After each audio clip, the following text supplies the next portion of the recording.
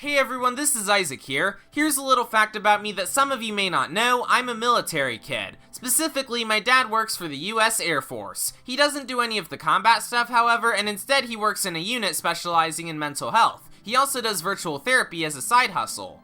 And in my 17 years being a military kid, we've been stationed at 7 Air Force bases in 5 US states, having to move every 2 to 3 years. But we moved to Virginia in the summer of 2020, and now it's 2024. So that put me in a bit of a predicament regarding my senior year of high school, as I really didn't want to start it at a completely new school.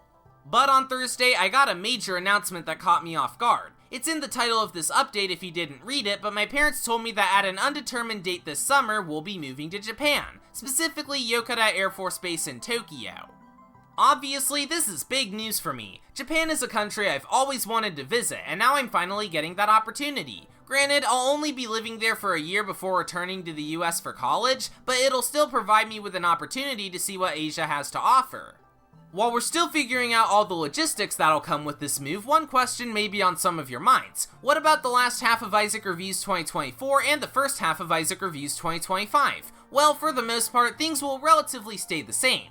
Going off the research I've done, there is a theater on the base that shows newly released American movies, as was the case for one of my friends whose family was stationed in Germany at one point. But in addition to that, there's dozens of theaters in Tokyo that not only show American blockbusters, but also show them with just Japanese subtitles, so my reviews shouldn't be affected too much by this.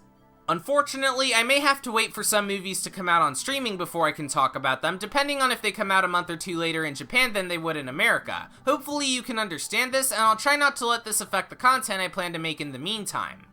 For now, my family and I still have about 4 to 5 months before we leave for Yokota, but I figured I might as well update you all about this. I'm confident this will prove to be a worthwhile experience, and I look forward to seeing where it takes us. Anyways, thanks for watching this video, and I'll see you all next time.